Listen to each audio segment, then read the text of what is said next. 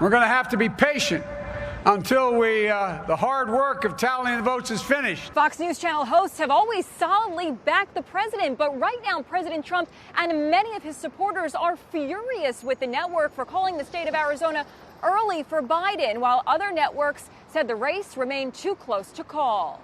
It made for one of the most dramatic moments of the night as Fox Decision Desk Director Arnon Mishkin came under fire. We're getting a lot of incoming here, and we need you to answer some questions.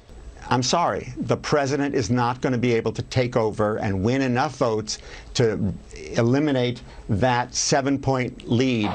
So the AP has just declared that Joe Biden is the winner of the presidential race, becoming the 46th president of the United States. He defeats Donald Trump, who will become a one-term president. And how did this happen? What led to the call? Joe Biden reached 270 electoral college votes after winning Pennsylvania. We should be further along. One of the problems that we're having now is the failure of the administration to recognize. The law says that the General Services Administration has a person who recognizes who the winner is. Hey everyone, how are you guys doing? How are you dealing with the post-election results? I, for one, I'm not taking them very well. I was shocked, angry, and disappointed. Now most of my anger is settled into a kind of frustration with three particular groups of anti-Trumpers, and I'll get into those groups in just a second. But first I want to point out, on election night I made a video where I gave 10 reasons why Trump would win the election, and in it I made 3 predictions overall for the general election. One would be that Trump was going to lose the popular vote, which did happen. He's now lost it by approximately 5.7 million. Another prediction was that he was going to win the Electoral College, or the general election itself, which now seems close to impossible. He has about the same chance of someone shooting a basketball from the top of like the Hoover Dam into like a basket near the basin or the bottom of the dam, which is a very, very slim chance. I don't know if you've ever shot a basketball, but that's a really difficult shot. For him to win, he would need the votes in Pennsylvania to be overturned and to prove that there was industrial scale fraud, and for the recount in Georgia to go his way, as well as winning another state, which is, let's just, and for myself included, assume that Trump lost, even though, just remember, the Associated Press doesn't actually mean shit. It's about the Electoral College officially being certified, and that depends on the state legislation and the states themselves certifying the results. So nothing's over yet. And the third prediction was that Trump was going to win Pennsylvania. And that looks like it's official for Biden. Biden's won that state. Even though Joe Biden was from Scranton, Pennsylvania originally, he never properly lived there for a long time, and he certainly did not see the working class growing up. That's just a blatant lie that he was telling to gain traction and a bigger following, which succeeded because Philadelphians overwhelmingly voted for Biden, and that's why he won Pennsylvania. I did not factor that in, of course. I thought that the way Trump talked about fracking, that was going to influence the entire state, but I didn't take into account the liberal Philadelphians' view on everything. And now going into the 2 out of 3 anti-Trumper groups that I'm not exactly angry at them. I sort of understand them on some level, but as a Trump supporter, I'm really upset with you guys. Donald J. Trump is now President of the United States. President Obama.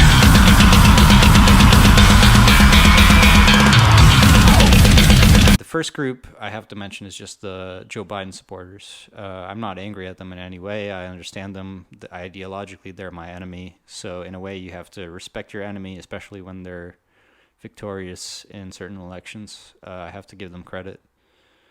The second group would be the Joe Jorgensen.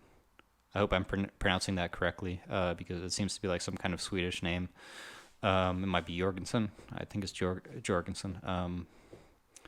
Her supporters in virtually every single state, particularly battleground states, the people who voted for Jorgensen, the total amount was enough to put Trump over the top. Let me give you a few examples. In Wisconsin, Biden got 49.6% of the vote, which equaled 1,630,000, while Trump got 48.9%, meaning 1,610,000. And Jorgensen supporters totaled 38,000. So that would have been enough to put Trump over the top in Wisconsin. Same thing for Arizona. 51,000 people voted for Jorgensen, and there was only an 11,000 gap in Arizona between Biden and Trump. I want to point out that in Michigan, one of the battleground states, support for third-party candidates did not amount to enough votes for Trump victory if they had voted for Trump instead. In Pennsylvania, the same story. If the 78.9 thousand voters who voted for Jorgensen had voted for Trump instead, Trump would have been put over the top. And same thing for Georgia. I'm not going to go into that. It's pretty self-explanatory. Then I just want to point out Nevada, which isn't a battleground state, support for all third-party candidates would have amounted for a Trump victory. And that was an interesting state because 14,000 votes went toward unnamed, unlisted candidates. So I kind of feel like it was Kanye West, which is just ridiculous. You're voting for like a bipolar dude who's extremely creative, but he's not presidential material, even less so than Trump, even if you hate Trump. And what pisses me off is because Jorgensen's values are right-wing libertarian, and Trump's definitely, with his policies, he's fulfilled those. He's done a lot of right-wing libertarian stuff. Let me point out some of Jorgensen's campaign focuses. She focused on the fact that the U.S. is over $26 trillion in debt. There are $1 trillion deficits plus trillions more in unfunded liabilities. Fair enough. Trump's added to that. I can totally get that. Nonstop involvement in an expensive and deadly foreign war. Well, Trump's just recently, he's reduced the amount of troops in Afghanistan and Iraq and has been pulling out our troops since the day he took office. So I don't know what you're on about there. That's one of Trump's focuses. So if you voted for Jorgensen for that reason, I think you wasted your vote. And skyrocketing health care costs. Trump's works extensively on repealing Obamacare. That was one of his main focuses, which originally led to increases in the cost of insurance premiums. So that's something you could have taken into account as well. The highest imprisonment rate in the world, even higher among racial minorities and the poor. Well, so where were you this year where Trump put prison reform into action? So again, what are you on about? Broken retirement system, unable to pay promised benefits. Fair enough.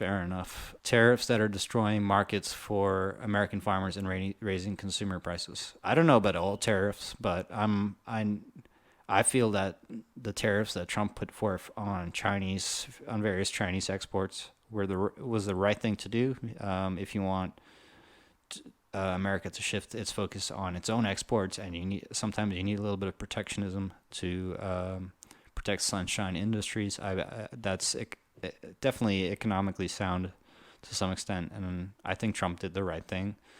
So I understand why you would disagree on that. I think Trump's done the right thing. And then energy policies driven by special interest. I don't exactly know what that means, so I'm not going to comment on that, but I do know that Trump, with the Keystone Pipeline, he's definitely allowed us to grow as an energy-independent country. And so a lot of the Trump's policies have been good for the American nation. She also wanted to slash income taxes entirely, which, I love that. I'm right-wing libertarian to some extent. And yet she wants to balance the budget and stop borrowing. That's a very difficult thing if you want to slash taxes and then also balance the budget, because you need a bit of government revenue to accomplish that. And so you can't do that all at once. That's just a really radical approach. So that's one of the reasons why she was never going to get elected in the first place. And look at her turnout. And then she goes on to say, we should provide a pathway to citizenship for the millions of undocumented persons already in the United States. So yeah, there you go. If you voted for Jorgensen and you thought she was a right-wing libertarian, she's not completely one.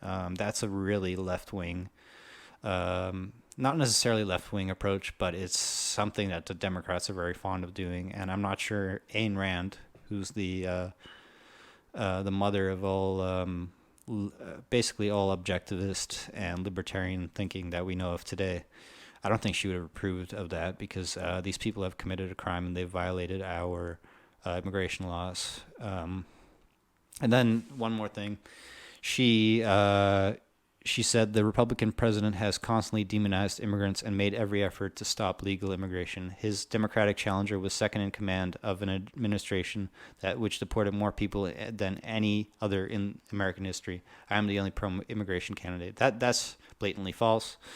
Part of it is correct. The Democratic challenger, Joe Biden, his administration deported over 3 million people. That's correct, and it wasn't that effective. I'm not going to go into that. And there's no evidence that Trump was against legal immigration. He's always been against illegal immigration, and there's a big difference. If you're not making the distinction, you are a pathological liar, and so that's really sinister of Jorgensen to do.